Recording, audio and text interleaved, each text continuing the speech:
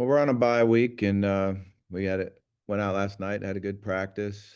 We are using the bye week to work on getting everybody back healthy and feeling full speed and ready to go a week from Saturday.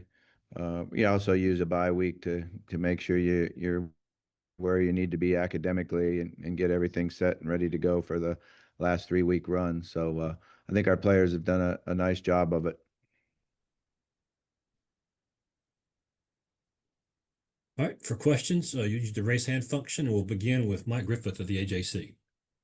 Hey, Coach, appreciate you doing the call. I want to ask about Mississippi State. We asked Kirby Smart this week to compare Mississippi State to Tennessee, and we know that Jeff has worked with Josh Heupel before. And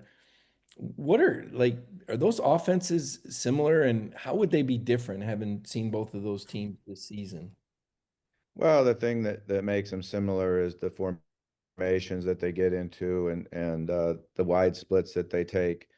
Both teams do things a little bit different, with the talent that they have, and I think that's what makes both places good on offense is they know how to use the talent that's on their team. And then as far as Mississippi State goes, the record is the record, for teams, but in this SEC, it seems like several teams are 3 or 4 plays away from 3 or 4 more wins. What has made their offense so explosive or dynamic and just in terms of their talent? How does that measure up to some of the teams you've seen? Yeah, I mean, like I said, I think they have good talent. I think they do a good job of using it, and their quarterbacks played well. Thanks, Coach. Appreciate it. Next will be Andrew Hutchison of the Best of Arkansas Sports. Hey, Coach, I know you were pretty frustrated after the game with some of the calls. I'm just curious if you maybe sent in any of those calls to the SEC, and if so, kind of what have you heard back on that front?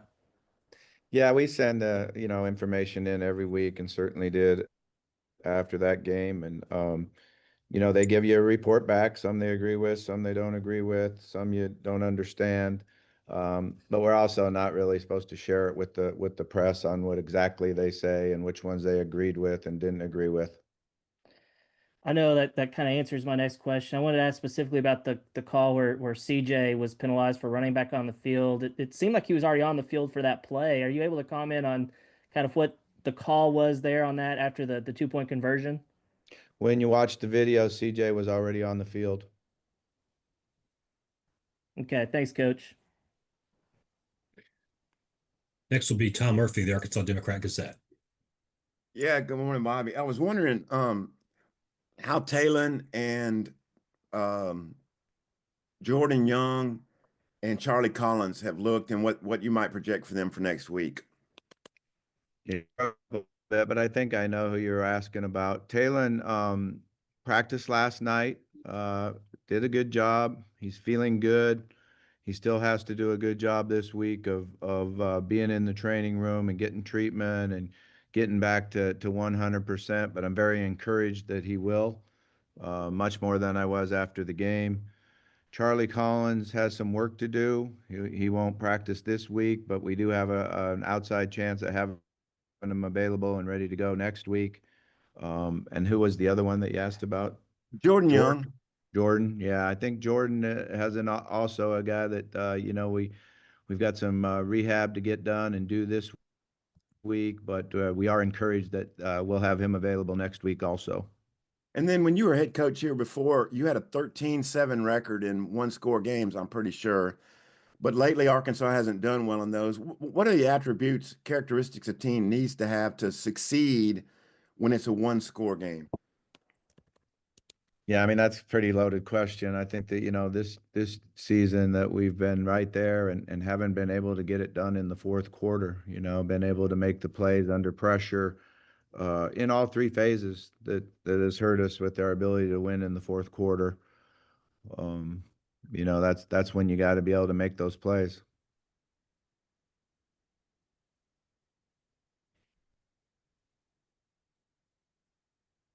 Next will be Matt Byrne of the Arkansas Democrat-Gazette.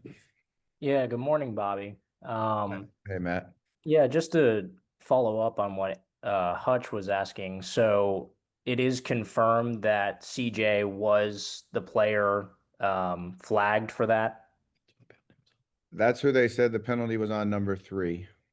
That's the only thing I know about that. And then when you watch the video, it was a 2-point play. We were in ace personnel. He's our starting Z receiver, and he was on the field. And I know you can't comment on the report that you get back, but maybe what was your, plea to the refs, I guess, or, your explanation for the refs, or maybe why that shouldn't have been called? Yeah, I don't know. I'm not really sure what you're asking. I just, we send the videos in, they give us a report back, and then it doesn't really go any much further than that.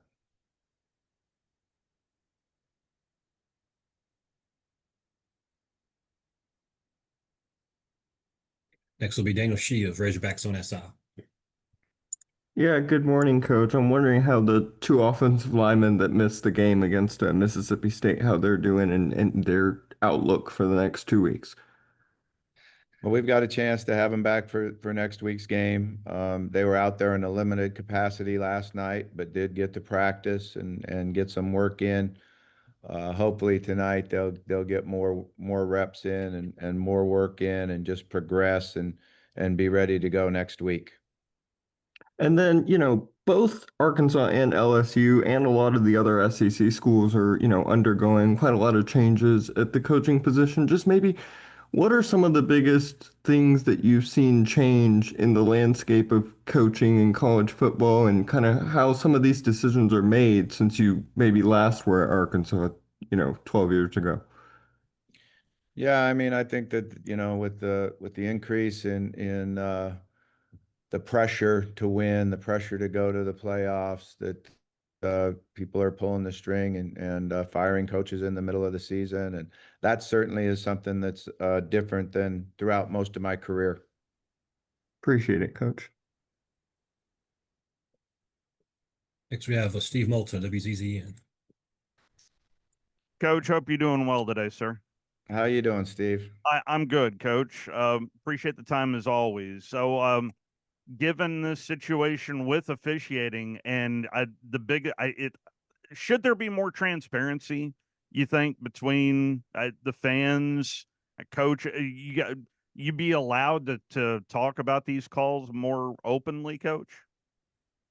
Yeah, that's not probably my decision to make. Obviously, from a coach's aspect, you always are concerned about it and worry about it. And when you don't win, there's a place to go to place the blame. But we had plenty of opportunity to win that game, and we just didn't get it done.